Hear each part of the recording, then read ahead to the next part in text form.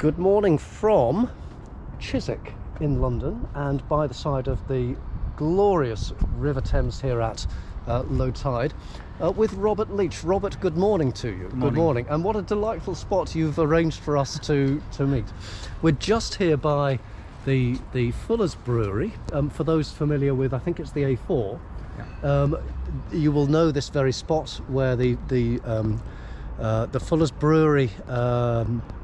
Now there's a brewery shop and tours, and I think far more attractive, even more attractive than beer, is this site of a stretch of the River Thames with an island, currently not an island because it's low tide, and part of the route of the boat race, midsection pretty much of the boat race, I think. Midsection, yes, yeah.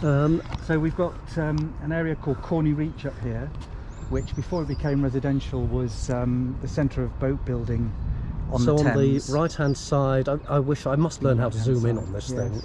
It's away in the distance, but where those pillars are and the boats are moored, that used to be a thriving industry of boat building until boats became too big for the depth of the Thames up here, and they had to move the trade downriver. And then the area developed into more residential and other business types before being knocked down, and you can't see it, but the modern buildings that are over there were put up at about 35 years ago. And you were saying to me that the two orange boats, small boats just in that distance there, actually are the busiest. They're amongst the busiest RNLI boats in the country, and the reason is this island that isn't an island when it's full tide, because they are called out to rescue far too many people who come onto the island at the wrong time in the tide cycle, go across to the other side. It's quite long, you can't see what's happening on this side. Yep. And they get stranded, and the boats have to come out. So well, it's a fun fact. We're not going to get stranded on this occasion. No. We're going to walk down this quiet, fortunately residential road, pavement to our left, and then towards Hammersmith Bridge. That's right. This is Chiswick Mall, with what can only be described as glorious views of the river and some fairly glorious looking houses. And some fantastic wisteria on the front of that house there. Just the right season for wisteria.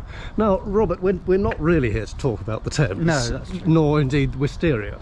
Rather, we're here to talk about policing, police ICT in particular, not least because you have a background in police ICT here in the UK, and very actively involved in police ICT and developing opportunities and solutions in police ICT. We'll come on to the latter part, but just start us with a bit of background as to your police ICT career. I came into the policing world a little by accident. Yes. There's a lorry coming. Let's head onto the pavement at least for the short. Oh no, it seems to avoid. Sorry, I've interrupted you. Not by accident, but certainly not by design. The organising I worked for commercial organisations until 2004 when I started working for BT. But the job immediately before that was with a small networking company called Transcom that owned a digital mobile network, focusing only on data, secure data. And police forces were using that network to run technology in their cars as long ago as 1999.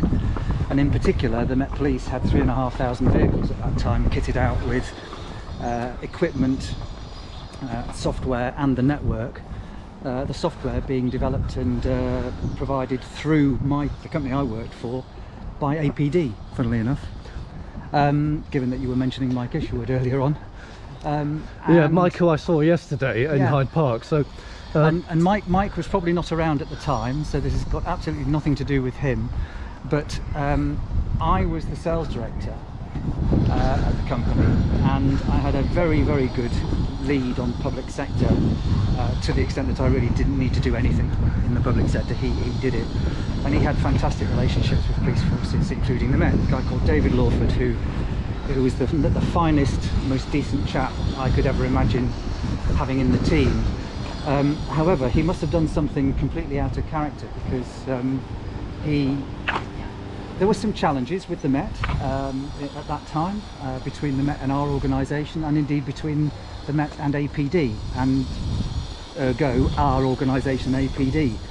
So we had to fix this, and David went in to try and fix it, and he must have said something untoward in a public meeting, because my MD got a letter saying that the Met Police couldn't deal with him any longer. So small company, small sales team. Sales director got the job of fixing that problem, and that was just at the time that BT started to express an interest in the company for the purposes of purchasing us, and they were bidding for the Cubic contract with Capgemini and Unisys at the time, and this problem with the Met needed fixing, because clearly BT wanted to win, and being coloured by even this small company's challenges was going to be create an impact. Anyway, And so you stepped I got in. involved. I stepped in, and it all did get resolved in the end. Things got fixed, everything worked. I got to know the BT team, Helen Turnbull as she was at the time. Yes. And they won the contract, and initially Helen asked me to be the programme director, because by then they bought the company I worked for, Transcom, and I could stay there or transition into BT. So I took the opportunity to do that, and a few months later Helen, who had been given the police sales team role, a UK police sales team lead role, she was moved on to the Borders bid and asked me to act up as sales director, or sales manager effectively. And so from that start in policing ICT, which wasn't something I guess that you sought, but then you have sought out policing roles in ICT since then, not least the chief exec role, the acting chief exec role at what was at that stage the Police ICT Company. I am fast forwarding quite rapidly to Police ICT Company. No, that's fine. By way of 7 years at BT and 3.5 years at Capita. Yes, and indeed, so quite some experience there in private sector provision of policing ICT. Then stepping over to the Police ICT Company, now the Police Digital Service, and seeing things effectively, I am going to say, from the other side of the fence. It's quite right. Although there is so much opportunity not to be seen on different sides of the fence, but rather mixing metaphors, but on the same side of the table, looking to solve the challenges that there are in policing. Yes, I think it's. I do describe it. In fact, only last night over drinks with a few of the JES team, I was describing it as the best job I've ever had, and it was the best job I've ever had. And I've had a lot of good jobs. I've been very fortunate for so many reasons, not least of which was that having spent the best part of 10 years, 11 years looking into policing and trying to work out how and what they do, why things don't get done, why things do get done. All of a sudden I was so close to policing, not in policing, but so close to policing and its stakeholders, and kind of inside the tent but not yet at the table. It was a fascinating view for me to learn more about how they work, so that I could relate it. And I did try to do this in the role, tried to relate what policing was trying to achieve more earlier and more clearly to the suppliers in techUK. So techUK I will come on to in a second. It's worth acknowledging here, for those that aren't familiar with the mighty complex police ICT network of responsibilities. It's a real sort of spaghetti of more than a tangled spaghetti. Suffice it to say that the Police ICT Company, now the Police Digital Service, charged with providing offers to policing, but unable to commission without permission from the 43 plus forces and other bodies nor indeed to impose solutions on those various bodies. So it's the stakeholder management is mighty complex. Now, so there you are. You've had this experience in private sector, then with the police ICT company. Let's now take the opportunity, aware of your background in this, to look forward. In fact, what we'll do whilst we're looking forward, we'll actually look around first. Okay. And so here we are. So you've got a better view of Corney Reach over there. That's the island, which is progressively... The island there. I beg your pardon? So the island there. Yes, the island is there, and then further down is the Corney Reach. That's the far distance just to the right of the trees on the left, and then tree-lined river walk on that side of the river with St Paul's School in the background here, and the wetlands, access to the wetlands that are in Barnes starts just past the White House there, so you can get through to Barnes and walk all around there. So I mean, it's a walker's joy, particularly if you like the water. It's a wonderful area, and today the sun. And the sun. Thank you for lining up the sun. It's much appreciated. Over here we've got Hammersmith Bridge, iconic bridge, but currently in the throes of well, it's in disrepair, and nobody is taking responsibility for repairing it, so it's not vehicle safe any longer. So a main artery for the people of Barnes and Putney and south of there to come up into London has been shut off for, I'm going to say, 5 years. And while one council or another council considers whether or not they can afford to fix it, and neither can and neither won't. Is there a metaphor there for UK policing ICT? I don't know. I mean, that's a slightly desperate link. No.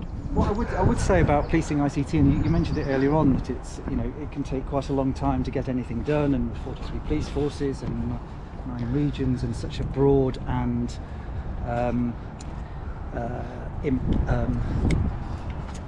intellectually aware stakeholder community.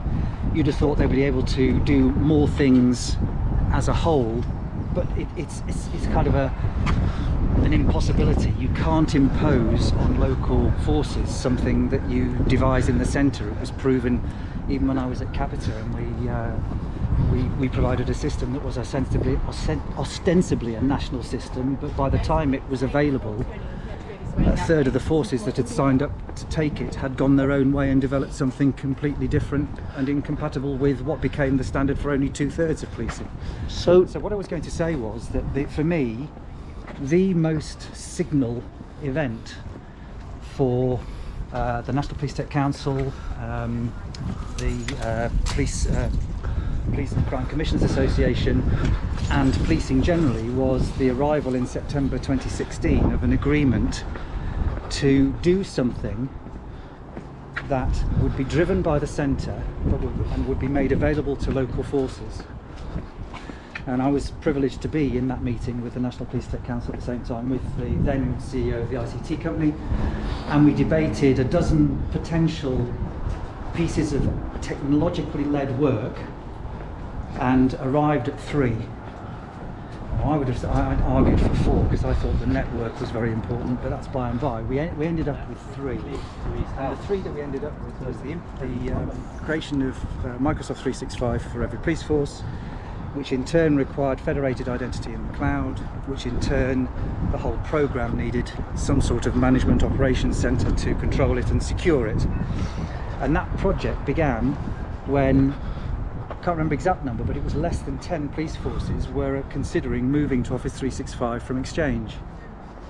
And it seemed entirely logical to help those 10 forces get on M365, or MS365 as it was at the time, and help them with a negotiation at the very least. But then the conversation developed into, well, surely moving from Exchange to Office 365 could save a lot of money. It could prevent our IT department spending 30 to 40% of their time having to deal with problems of password resets.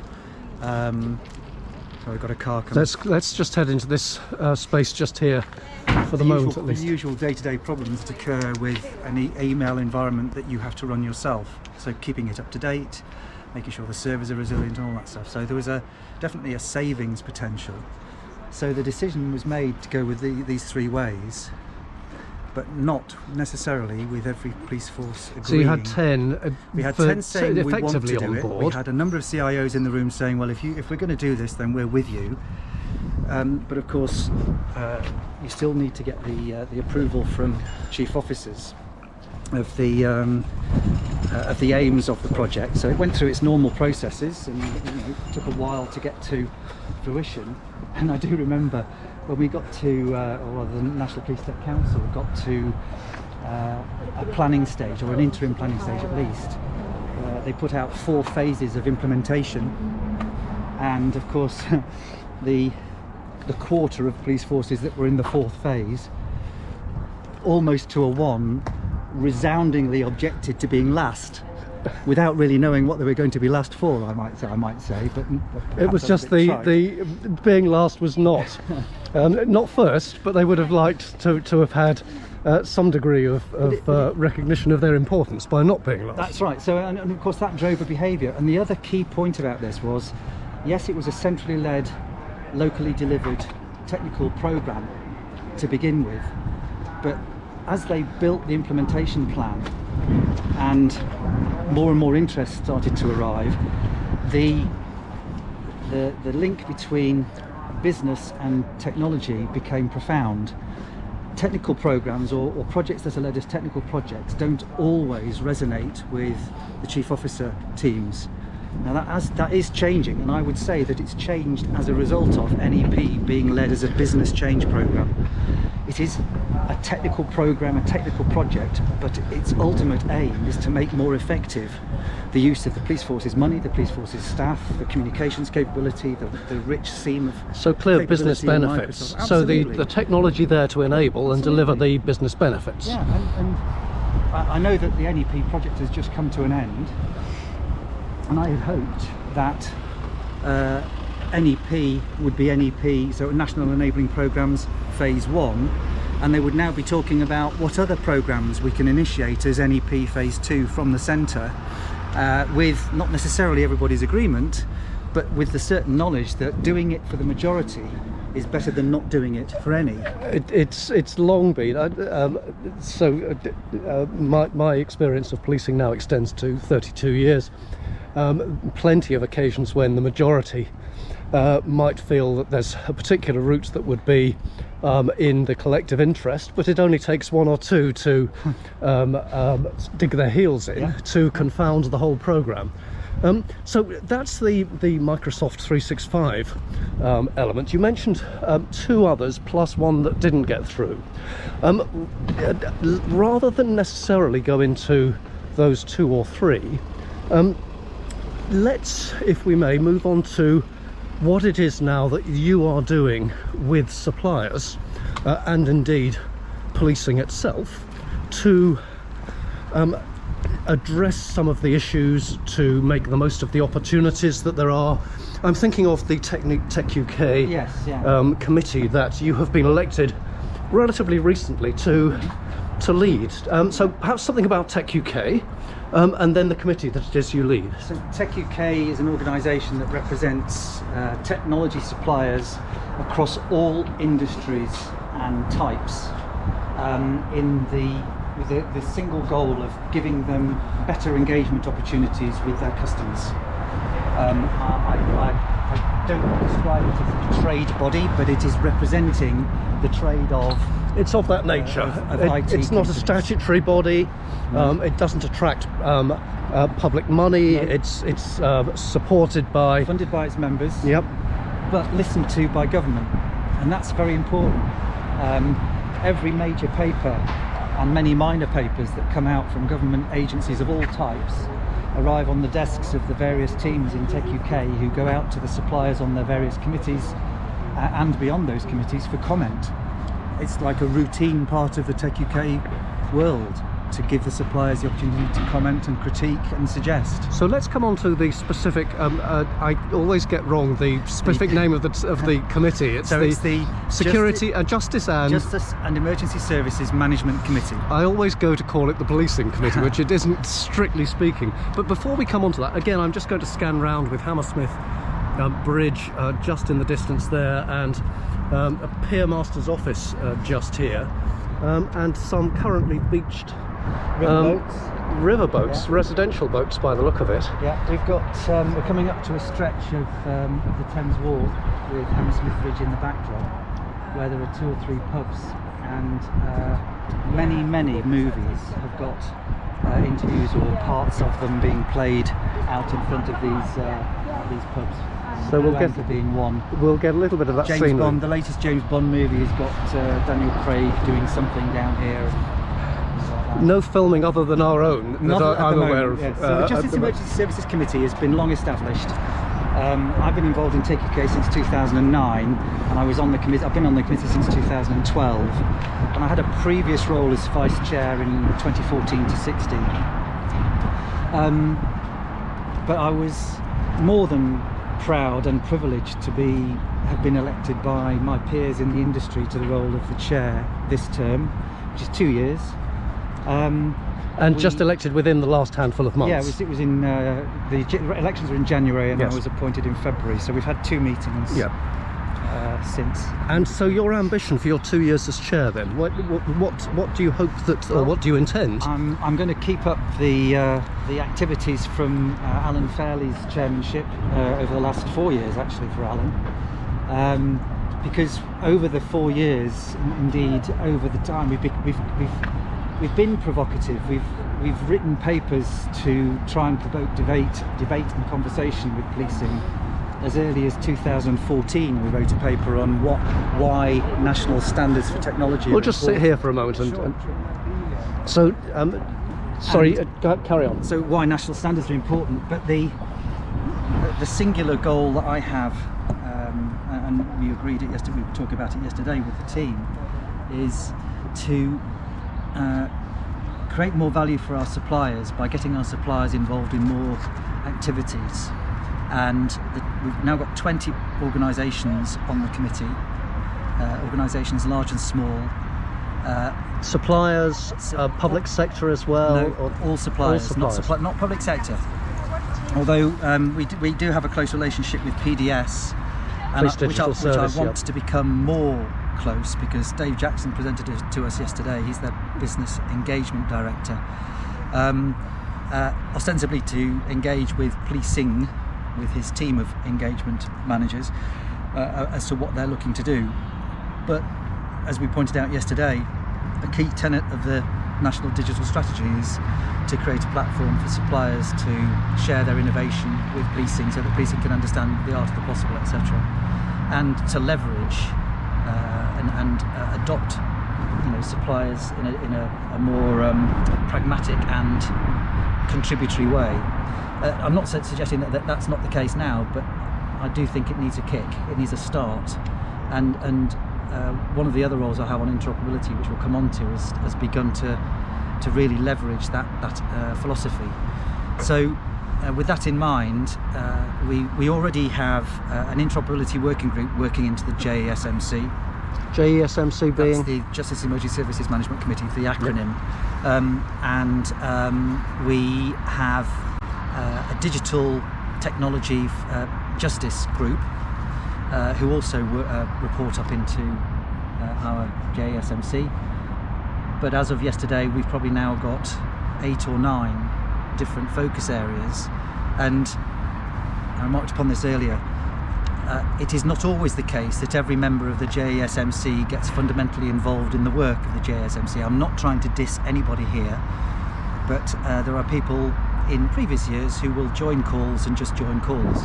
And so you're looking to get the workload shared more. Well, absolutely, because if we evenly, we have 3 main things going on at the moment, and Georgie Henley is trying to drive a 4th, which is to do with tech for good. So Georgie being the techUK lead for this particular committee. But she's also, she's growing in her own role to do other things in techUK, and it seems incongruous that we meet every month only to be told that Georgie hasn't. This is not the case, but I don't want Georgie to be the reason why we're not making just progress. on any one person, but rather shared. So the idea is that each of these 9 activities, focus areas if you like, will have at least 2 and hopefully 3 or more contributing, active, driven people who are going to give up part of their time to do this work. So you have nine areas that you wish the committee. So the committee, are those 9 areas you're doing, or are they are the committees? They come from the committee. I'll give you a few examples because I thought we might talk about this.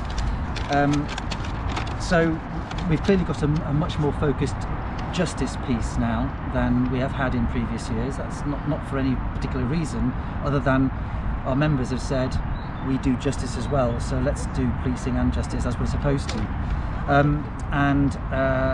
So that's a focus. We've got the innovation engagement with PDS. That's a definite focus, and that needs time. You can't just expect PDS to come and give us something to do. We want to work with them to find out what it is that we could do. There is a techUK wide group on digital ethics, and I sit on that group as a group member. But the policing team want to input into that group from the JSMC. So that's some real activity. Challenges relating to ethics in police, ICT and ethics in policing. Yeah. And I know many forces have ethics committees and are doing the right thing now, but that's still is always an edge with the public, particularly when words like artificial intelligence are used. And in fact, the law prohibits policing from being able to deal with a person entirely via technology. And technology itself fast moving. The criminal fraternity will use technology to their best advantage, and part of the challenge is for policing to keep pace whilst still staying on the right side of the ethical challenge that there might be. That's hard. I mean, keeping pace, it's kind of a circular conversation, because keeping pace means working with suppliers to understand what's coming in an environment, and this is the trick, in an environment that makes it safe for the buying side to work with the selling side. Clearly no dinners aboard, no drinks aboard, none of that happens, but there is still this sort of, I'm not going to say procurement led, but something gets in the way of this desire by suppliers to sit in a room together. And that's something else I've noticed, we'll come on to that. Suppliers working together to deliver something that policing can't do or has a problem with in an environment that is safe, so that the suppliers who are doing the doing aren't excluded from any bid that might arrive from what they've done. And indeed we start to get into procurement challenges here. Yes. We've got, I think, to number 2 or possibly number 3 of your 9 item list. So let's see if we can get through the remainder of the items, and then we'll come back and explore 1 or 2 of the individual items. So we've got a general view, a general heading here of tech for good. So we're very close to and working on RASO, which is rape and serious sexual offences, and technology for that, and violence against women and girls. There's been a lot of good work done with ACE, and a lot of our the supplier members are in the ACE community. ACE being the Home Office funded innovative accelerated capabilities environment. And both of these 2 areas we want to feed into the techUK board, including RASO, because they're each going to launch their digital strategies in May. And we've been involved in those along with the suppliers in ACE. So hopefully there will be a coming together. Maggie Blythe, who's responsible for violence against women and girls, is reviewing the digital strategy working at the College of Policing, from memory, Deputy Chief Constable. Yes, which force? I forget now which force, but some fascinating work there, and much needed work, and also ACE, where I know there's some great work been going on there, not all of which has emerged into the public domain yet. No, not yet. But it will. But it will in due course. So again, let's move through the list that is there. So the test on all of these, which I put to the team last month, was that we want to be doing work that our members can see benefits them, that they can get involved in, and it helps resolve or address problems in policing. So we wouldn't want to do anything that didn't involve technology. But a lot of these things are very serious operational challenges and very serious political challenges, and technology is going to play a significant role in the answer, and that's been the test of each of these. Another one for our members is how do we enable small companies to leverage the skills and experience of the larger companies in techUK in an environment where there's much more partnering and disaggregated procurements, where smaller companies get a chance. The government has a 25% SME challenge, don't they? Small and medium-sized enterprise, to get 25% of government money.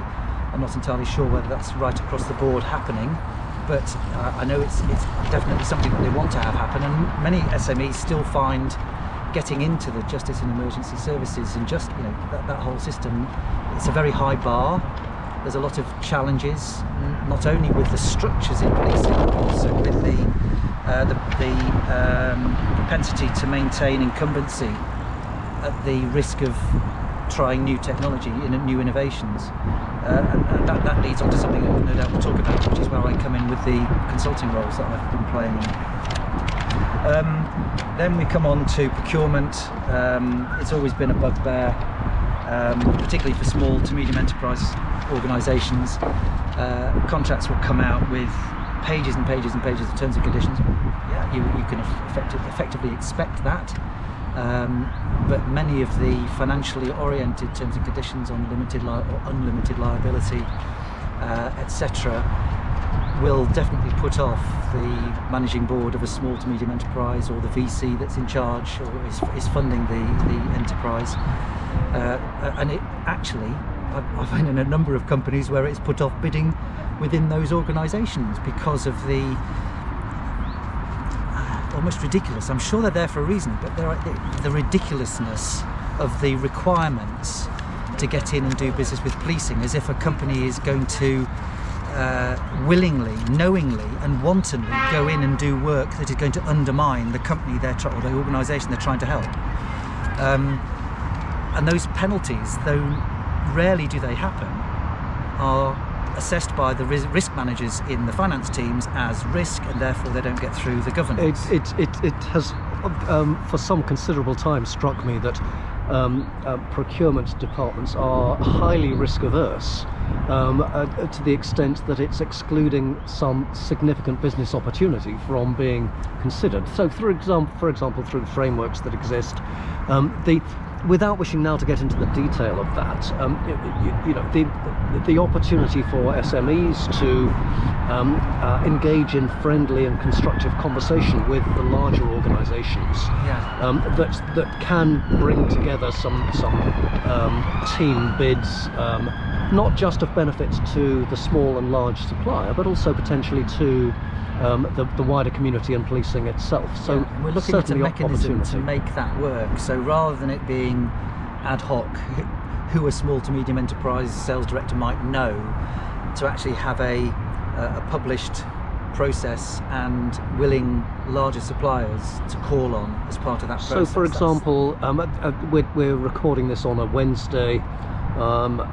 Next Wednesday there is, I believe, the first techUK Justice and Emergency Services Committee. I think I got that one right for reception. Yes, reception. Yeah. So the first actual physical event in probably 2 to 3 years, something of that order, 2.5 years. Certainly, where a gathering of people can have a nice chat and a couple of drinks, and the opportunity to network with one's colleagues, peers, and hopefully friends from different companies. Wonderful opportunity to see what opportunities might arise from those discussions. And we've got Gina Gill talking about the MOJ strategy.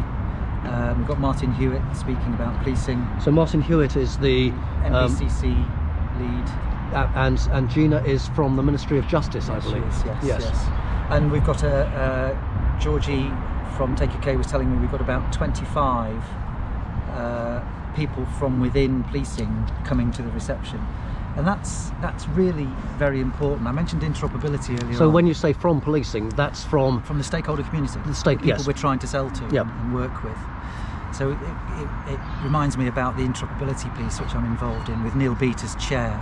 So Neil is at AWS. Yes. So with interoperability, Neil and I applied for the roles coming up to 18 months ago, a bit more now. The previous group had done a great job of setting the stall out, setting the charter, done a terms of reference, shared these with stakeholders and got large approval. But despite their efforts, it was still mostly the small group of interoperability people in techUK speaking about interoperability and not the stakeholders talking about having interoperability. So the concept here is that companies are not, let me use the word defensive, about access to their plugins to their system, if you like. It's the way in which multiple systems can talk one to the other, or is it more than that? Well, I think it's driven by, yes, okay, there are companies that would prefer to keep their APIs to themselves and only share those APIs when there's a contract between... So the interface that they have, yes. So the interface to other systems. So they'll share some companies will only share their API if there is a contract with the organisation that wants access to that API with the same organisation they're both doing business with. Whereas what interoperability and indeed standards describes or discusses is the prospect of openness and sharing, so that collectively, and I've noticed a huge change over the last 6-7 years, an attitudinal change of suppliers who want to work together, are willing to work together, and perhaps even share some of their IP together in order to address particular solutions. And the reason that this is important is that it helps to break down silos. So if it helps to break down silos, it also saves a shed load of money, because if you've got a tool that can orchestrate the way systems connect, let's say there are 7 systems that need to connect today, they're all connected point to point. If one of those systems changes the way it connects, then each of the other 6 systems have to change the way they connect as well, and there might be an impact on the way the data is held or presented, etc. With the tools that are available today, you can put something in the middle of that, like a cog, and supplier A provides their API into the centre, and the centre negotiates the API with each of the other 6, so that the other 6 never have to change their roles. The centre does the translation. So a more efficient system, potentially a more effective system. Yeah. The challenge to suppliers might be in part conceptual, but perhaps in reality too, that they're potentially undermining their ability to make money out of the contract that they have. Because they are making their data more accessible and potentially reducing the amount of work that they may be commissioned to do. I think that might have been a more general case several years ago, but the point that we've been making, and we have 75 suppliers in the interest group, the interoperability interest group, and 10 of them sit on the group itself. My argument is that if you want to do business in policing, what better way to do it than to open your API up? Because if you've got innovative technology, then open up your API to an organisation who hasn't got your innovative technology, so that your app can supplement and embellish, add value to their app, and together you both make money. That's the Apple world and the Android world. So there is business opportunity there in interoperability. I agree, but it also depends upon what policing is doing, and that's where the main difference between the former interoperability group and what we're doing now is, and that is that we invited stakeholders to sit on a supplier-led body. So you have the Chief Constable of Durham, Joe Farrell. So Joe Farrell is actually the SRO for interoperability, and she's also the SRO for data quality and data standards, and is now the chair of IMORC.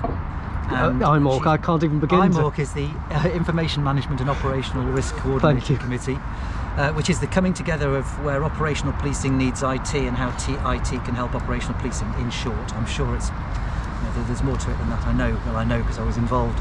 But it's a fundamental component of the policing landscape. They review what's going on with standards, they review what's going on with new adoptions of regulations and processes and etc.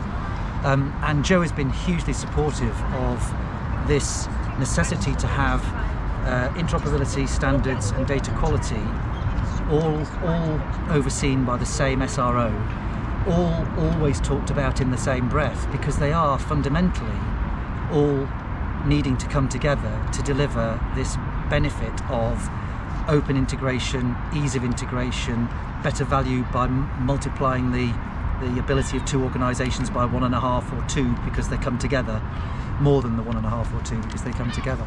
So we've got John Owen from the Home Office sitting on the interoperability team, Teresa Ashforth, who's the head of the data quality programme, she sits on interoperability, and Brendan Johnston, who is the chair of the National Standards Assurance Board. They all sit on the interoperability group and take an active part in it. And the counter to that is, or the other part of that is, that I represent the suppliers of techUK and sit on the National Standards Assurance Board. So we've got, it's a landmark kind of event. Suppliers working with our stakeholders and stakeholders working with their suppliers to get things done. And I have to say that when the NSAB's data and again, NSAB, National Standards Assurance Board, when Excellent. they announced in November that they were going to launch a draft data definition for POL, which is people, object, location and events. Nothing happens anywhere without one or other of those 4 things happening. When they announced that they were going to send out this data dictionary, they called on policing via a webinar to listen to what they've got to say and to encourage policing to respond. They invited suppliers to that webinar. Yeah. They then asked me to coordinate through techUK and outside of techUK, because there are some suppliers that are not in techUK, a response to that digital POL data definition paper from the suppliers. And I got, I'm going to say 35 suppliers volunteered their thoughts, some of them very, very comprehensively, and Brendan announced last week, and we'll be talking about it in the interoperability meeting this afternoon, that they had over 500 contributions in total, and now they were working through how those contributions could help influence. So the risk of policing doing it themselves was that they would come out and tell the suppliers that this is what POL is. The beauty of this is that the suppliers have now had a voice which will find its way into what comes out next, and they'll be asked to review that as well, so they won't feel like it's being done to them. Neither side will be feeling like we're having, and it will be all the more effective and efficient because of that. Absolutely. Robert, I knew before we started this short walk and this discussion that there would be a very great deal to talk about. I'm now feeling even more so that, so for example, on the 9 points that you raised, I'm determined to find a write-up of that we can point our viewers to in some way. Of course, yes. It would be great to return to one or more of these topics in more detail, either through Policing Insight or on PolicingTV. But I do feel that we need now to bring this discussion at least to a close, in the full hope and, dare I say, expectation that we can return to many or even all of these matters at some point in the not too distant future. Delighted to. So why don't we just again have a scan around this wonderful setting on the Thames with Hammersmith Bridge there, with a set of houseboats just over that. Is it it's a wall or breakwater, I suppose, of some description. Imagine here the crowds assembling to watch the boat race on I think April 4th, just recently gone, and acknowledging that actually in my notes I had hoped that we'd cover even more than we have done at this point. But Robert Leach, thank you so much for your time on this beautifully sunny day. Very best of luck with your work at techUK on the committee, and indeed with your work. We haven't got on to your own activities in our Leach Limited, but that will save for a separate time, I think. So it's been a real pleasure. Thank you so much. Thank you. Very good to speak.